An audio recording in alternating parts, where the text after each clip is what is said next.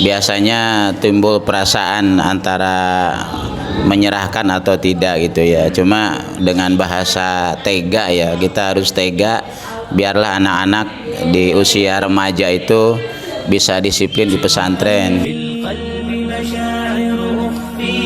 قد أشرقت الشمس عليها عن خطط لم أعبأ فيها ستكون بأيامي خطا فحياتي.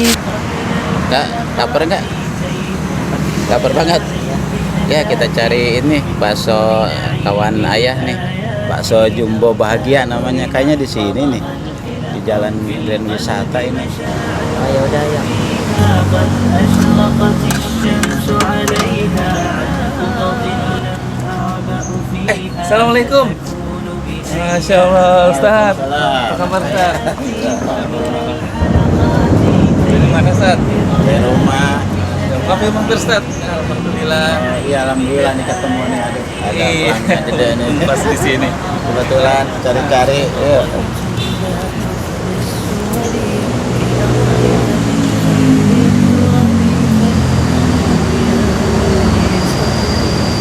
Ustaz, duduk dulu, Ustaz. Sini. Oh iya. Terima kasih. Ustaz. Siapa namanya? Zaki. Ustaz, kita bebas pilih aja yang mana. Menu unggulan kita bakso Jumbo Bahagia. Oke. الخير وارشد كي ندرك بالهدي الحقا كي ندرك بالهدي الحقا. Assalamualaikum warahmatullahi wabarakatuh, sahabat Fakta TV, faktaintegritas.id. Alhamdulillah nih saya berada di outlet bakso Jumbo Bahagia di Grand Wisata. Nah kebetulan berjumpa dengan Ustadz kesayangan saya, ya siapa lagi kalau bukan Ustadz Ibin. Assalamualaikum Ustadz. Nah kita mendengar Ustadz Ibin ini memiliki anak Ananda Zaki yang hafal Al-Quran. Kita pengen tahu bagaimana cara beliau menghafal Al-Quran dan bagaimana cara mempertahankan hafalannya. Ya, kita bisa menjadi pelajaran buat kita semua ya. Karena Al-Quran itu akan menolong kita, akan menjadi syafaat buat kita di hari kiamat nanti. Boleh Ustaz ya kita ngobrol-ngobrol ya? Boleh. Ya. Ya. Ustaz, anak Ustaz ada berapa banyak nih Ustaz? Ada 4 semuanya. 4 ya? 4 ya. Dari istri? Ya, baru satu. Oke, Ustaz. Iya. 4-4 ini masuk pesantren? Yang pesantren udah 2. 2 pesantren. Nah, yang pertama kelas 2 SMA. Yang kedua ini kelas 3 SMP. Oh gitu. Nah, kalau yang ketiga baru kelas 5 SD. Ada di rumah, cuma ikut belajar tahfidz sama Ustadz Jamhur Oh Masya Allah. di Masjid Al Barokah Permata Bekasi Indah. Alhamdulillah sih namanya Muhammad Azhar Amana kelas 5. Sekarang kemarin baru selesai udah 5 juz kalau nggak salah. 5 juz? Iya. Pas 5 tuh? 5 SD. Pas 5. Sekarang lagi ngulang-ngulang sebelum ujian 5 juz katanya gitu. Alhamdulillah. Yang keempat baru 3 tahun setengah. Oh gitu. Namanya Samil. Ya. Oh cowok semua Ustaz ya? Cowok 3, yang paling gede cewek. Perempuan. Itu perempuan juga hafal berapa juz Ustaz? Di pesantren kemarin info terakhir 20 katanya. Sudah 20? Sudah 20 juz, kelas 2 ya. Kelas 2 SMA. 2 SMA 20 juz. Nah kalau Ananda Zaki berapa? Nah, ini kemarin habis selesai tahfidz camp ya di pondok. Semester genap ini kelas 9 hafal udah selesai 30 juz. 30 juz? Ya, alhamdulillah. Sudah khatam ya? Iya, alhamdulillah. Alhamdulillah. Nah itu tantangannya gimana sih Ustaz ketika memasukkan anak ke pesantren, apalagi anak pertama, anak kedua kan biasanya lagi sayang-sayang. Iya, memang namanya mengutus ke pesantren biasanya timbul perasaan antara menyerahkan atau tidak gitu ya. Cuma dengan bahasa tega ya, kita harus tega biarlah anak-anak di usia remaja itu bisa disiplin di pesantren, karena yang namanya di rumah ya boro-boro kita aja orang tua meskipun katakanlah guru lah gitu ya, belum tentu bisa sesempurna sebagaimana di pondok gitu ya. Pas banget nih. Ya, ya kebetulan awalnya memilih di Jogja karena ngikut kakaknya. Awalnya kakaknya ini tes di Baitul Quran Cirata, Purwakarta. Namun pada waktu itu lulus cadangan, disuruh dialihkan ke cabang-cabangnya oleh Dr. Musli Abdul Karim, Pak Kiai beliau itu. Akhirnya dikenalkan dengan Baitul Quran Jogja, diliatin pesantrennya cocok, mau anaknya ya udah sana. Dan adanya ngikut ke sana gitu ya. Mas Jaki, Mas Jaki merasa terpaksa nggak dibawa pesantren? Dari usia berapa di pesantren? Di pesantren sih dari mulai masuk SMP. Masuk SMP, pesantren. Kelas 7. Jadi kehilangan kebersamaan dengan teman-teman saat SMP, gimana perasaan Mas Jaki? Gimana ya, ada sedihnya, ada berat hatinya, tapi ya untuk menggapai cita-cita kita harus korbanin apapun lah. Oh gitu, cita-citanya apa Mas Jaki? Cita-citanya insya Allah menjadi pengusaha yang sukses dunia dan akhirat. Alhamdulillah. Nah sekarang hafal berarti ketika masuk pesantren udah berapa hafalannya? Awal masuk pesantren itu lulus SD, alhamdulillah sudah dapat 5 juz hafalan. Terus SMP? Kemudian masuk SMP, dari awal pas masuk SMP-nya itu karena ini diulang lagi dari awal, jadi dimulai dari awal juz yang pertama sampai akhirnya bisa 30 juz, alhamdulillah. Gitu ya. Itu dimulai biasanya dari juz berapa tuh? Kalau program dari pesantrennya dimulai dari juz yang belakang dulu, jadi dari juz yang mudah 5 juz yang belakang ya, dari juz 30 sampai juz 26, kemudian baru masuk ke juz 1. Yang paling susah nih ngapalin juz berapa? Kalau menurut saya juz yang susah itu di juz pertengahan, biasanya juz 16, juz 17 ya, juz 16 17 sampai ke atas itu sudah mulai susah. 20. Iya. Nah, metodenya seperti apa tuh bisa? Kalau metode itu tergantung, terserah santri-santrinya, jadi bisa kreatif santrinya sendiri. Jadi kalau saya sendiri itu intinya menilawahkan dulu, jadi baca tilawah sampai benar-benar lancar, baru tutup. Metode 20 baca tutup atau gimana tuh? Kalau saya tilawahnya itu sampai lancar, kemudian baru dihafalkan per ayat, kemudian lanjut ke ayat selanjutnya, habis itu diulang lagi ayat yang sebelumnya, jadi gitu sampai 1 halaman. Jadi 1 sampai 5 dibaca, lalu nanti 1 sampai 5 dihafal. Ya. Hafalan pertama, lalu hafalan kedua gitu ya. Iya. Terus nanti hafalan ketika hafalan ketiga, hafalin dulu dari 1 2 3 Iya. gitu ya. Iya gitu. Iya. Itu pakai metode gerak nggak Mas, misalnya? Kan ada tuh yang diajarin tuh cara menghafal Quran dengan metode gerak. Pakai nggak Mas Jaki? Kalau saya sih nggak pakai itu, soalnya apa ya, lebih fokus diam gitu saya. Baca aja tilawah. Ya, yang penting tilawah. Oke, bisa berikan tilawah terbaik Mas Jaki yang paling disuka di ayat surat berapa? Boleh sedikit ya. Ya, kita pengen dengar bagaimana suara Mas Jaki menghafal melantunkan ayat suci Al-Quran ya. Mudah-mudahan bisa menjadi inspirasi buat kita bahwa ternyata menghafal Al-Quran mudah ya. Buktinya bisa Kak Jaki ini berhasil menghafal 30 juz. Ya, tinggal bagaimana konsisten dan kesungguhan dalam menghafal. Mungkin di sini saya akan bacakan surat Ar-Rahman yang halaman pertamanya. Luqman. Ar-Rahman. Ar-Rahman. A'udzu billahi minasy syaithanir rajim.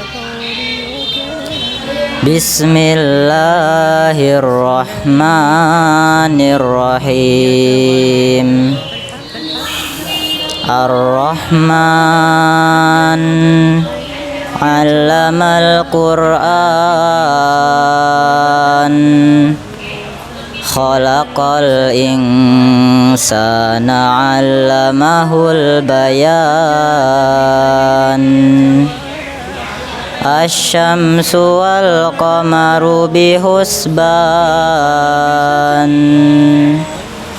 wan najmu wasyajaru yasjudan was-samaa rafa'aha wa wada'al mizan alla tatghaw fil mizan wa aqimul wazna bil qisti wa la tuhsirul mizan wal arda wad'aha lil anam fiha fakihatu wan nakhlu dzatul akmam wal habbu dzul asfi war raihan fabi ayyi alai rabbikuma tukadziban khalaqal insana min salsalin kal fakhar wa khalaqal janna min marijim min nar fabi ayyi alai rabbikuma tukadziban sadaqallahul adzim. Ya, alhamdulillah, terima kasih Kak Jaki atas lantunan ayat suci Al-Quran surat Ar-Rahman ya. Ada berapa ayat Ar-Rahman Kak Jaki? Yang diulang-ulang itu ya, hobi ai ala rabbikuma tukadziban. Pasal artinya nikmat Tuhan kamu mana yang kamu dustakan gitu ya. Artinya Allah menyindir kita gitu. Nikmat Allah banyak, tapi banyak orang justru mendustakan gitu. Mudah-mudahan teman-teman semua perjumpaan kita ini membawa berkah, memberikan energi buat kita semua bahwa Al-Quran itu adalah pengobat sifat. Ustaz ya, Al-Quran memberikan kita semangat dalam menjalankan hidup ini. Ya Kak Jaki, ini ada dari sahabat fakta bertanya, boleh dong Kak Jaki disambung ayat gitu katanya kayak di Hafiz Indonesia. Wah, siap ya Kak Jaki ya. Oke, sekarang ayahnya yang bacain ayatnya, Kak Jaki yang menyambung. Ya. Silakan Ustaz. Silakan. Aduh.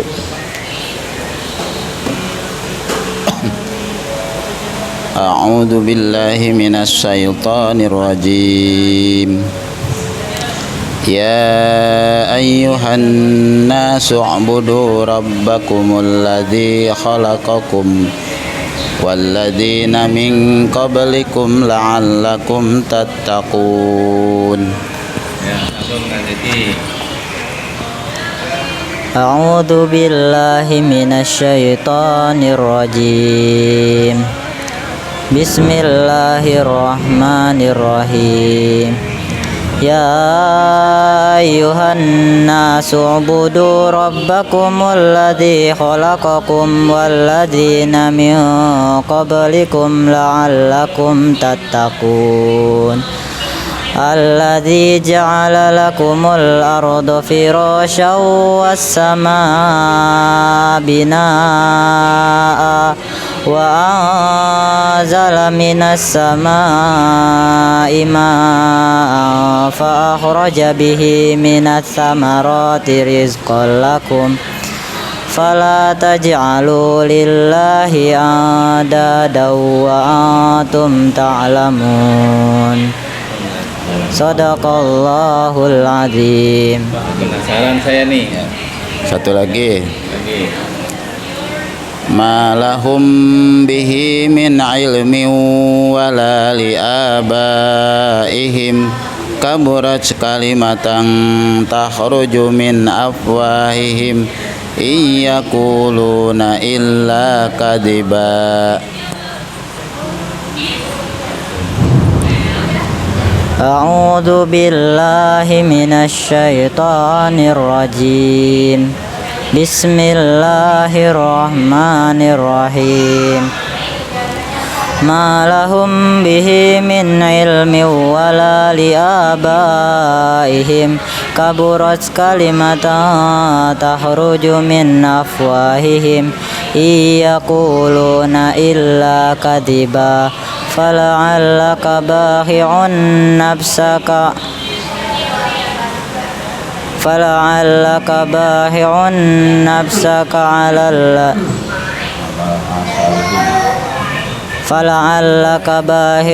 nafsaka ala atharihim illam yu'minu bihadzal hadithi asafa idh awal fityatu ilal kahfi faqalu inna ja'alna ma'alal ardi zinatan laha linabluwahum ayyuhum ahsanu amala wa inna laja'iluna ma'alaiha sa'idan zuruza.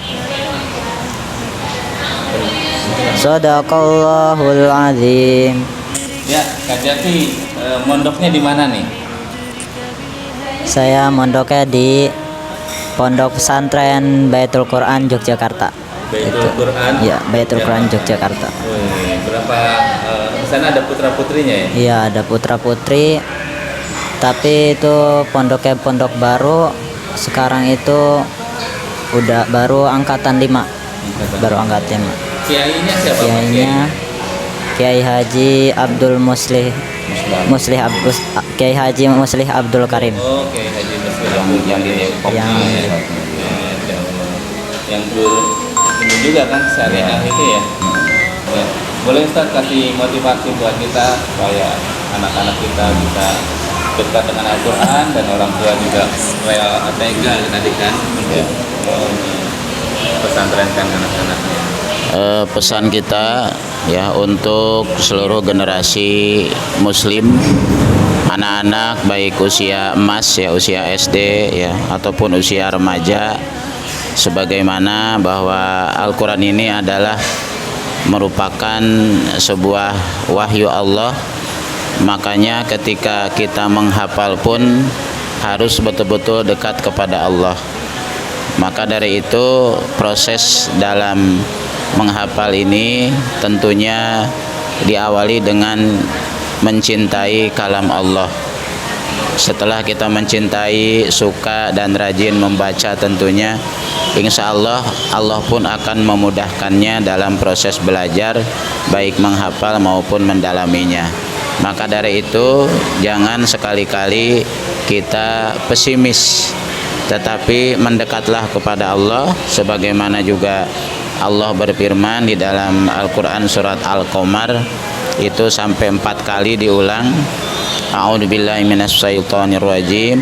walaqad yassarnal qur'ana lidzikri fahal mim muddakir.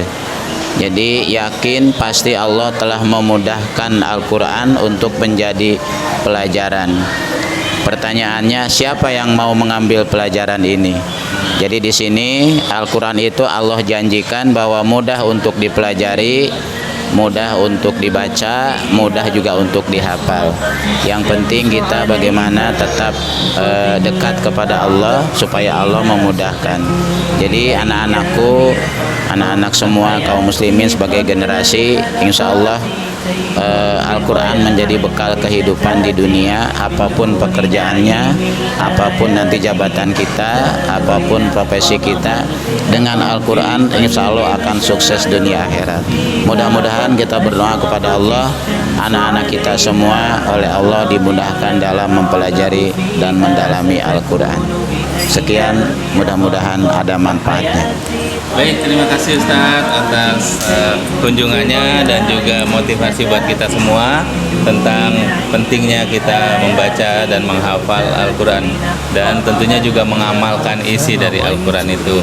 Baik sahabat Fakta TV, faktaintegritas.id, ya, terima kasih ya telah menonton tayangan ini. Kalau ini bermanfaat dan bisa memberikan dampak kebaikan buat banyak orang, yuk kita share, kita informasikan kepada yang lain, ya, bantu untuk di like, share, and subscribe. Terima kasih.